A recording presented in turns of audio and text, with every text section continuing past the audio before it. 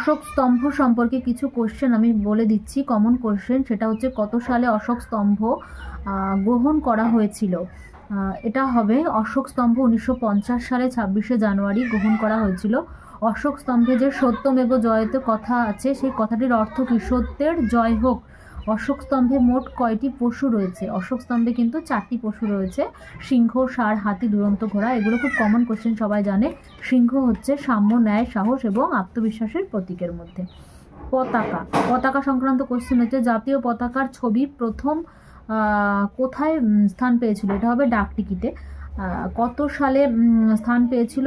এটা হচ্ছে 1947 সালের 21শে নভেম্বর। জিকে কোশ্চেন যেগুলো কিন্তু ইম্পর্ট্যান্ট কোশ্চেন, সেগুলো সহজ, তবু আমি বলে দিচ্ছি তোমাদেরকে। কার গাড়িতে কোনো নম্বর থাকে না? এটা তোমরা জানো, আমাদের রাজ্যপালের গাড়িতে কোনো নম্বর থাকে না। কোন খনিজ উৎপাদনে ভারত প্রথম? অভ্র উৎপাদনে কিন্তু ভারত প্রথম। পশ্চিমবঙ্গের আবহাওয়া অফিস কোথায় আছে? পশ্চিমবঙ্গের আবহাওয়ার অফিস রয়েছে আলিপুরে। পশ্চিমবঙ্গের প্রধান ফসল কি? পশ্চিমবঙ্গের প্রধান ফসল হচ্ছে ধান। ভারতের প্রধান বন্দর কোনটি? ভারতের প্রধান বন্দর কিন্তু মুম্বাই বন্দর। পশ্চিমবঙ্গের কয়লা পাওয়া যায় কোথায়? রানীগঞ্জ এবং আসানসোলে পশ্চিমবঙ্গের কয়লা পাওয়া যায়। ভারতের প্রথম ক্রিকেট বিশ্বকাপ কত সালে হয়েছিল? 1983 সালে ভারতের প্রথম ক্রিকেট বিশ্বকাপ কিন্তু হয়েছিল।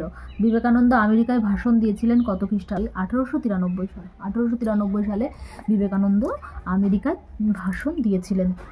কোশ্চেন হচ্ছে পৃথিবীর সবচেয়ে বেশি সংখ্যায় কোন প্রাণী রয়েছে? প্রাথমিকের বই যদি তোমরা ভালো করে খুঁটিয়ে পড়ো বা দেখে থাকবে, সেখানে লেখা রয়েছে কিন্তু পৃথিবীতে সবচেয়ে বেশি সংখ্যায় যে প্রাণী রয়েছে সেটা হচ্ছে পিঁপড়ে। টিটাগড় কিসের জন্য বিখ্যাত? টিটাগড় হচ্ছে কাগজ শিল্পের জন্য বিখ্যাত।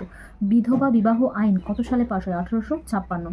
ভারতের প্রাচীনতম বিশ্ববিদ্যালয়ের নাম কি? ভারতের প্রাচীনতম বিশ্ববিদ্যালয়ের নাম তক্ষশিলা বিশ্ববিদ্যালয়। পৃথিবীর সর্বোচ্চ রেল স্টেশনের নাম কি? পৃথিবীর সর্বোচ্চ রেল স্টেশন সকলেরই জানা ঘুম রেল স্টেশন, যেটা রয়েছে কোথায়? দার্জিলিংয়ে। দক্ষিণ ভারতের সবুজ সোনা বলা হয় কাকে? নারকেল গাছকে দক্ষিণ ভারতের সবুজ সোনা বলা হয়। জাপানকে সূর্যোদয়ের দেশ বলা হয়। তাই তো? ইনকিলাব জিন্দাবাদের কথার অর্থ কি? ইনকিলাব জিন্দাবাদ কথার অর্থ হচ্ছে বিপ্লব দীর্ঘজীবী হোক।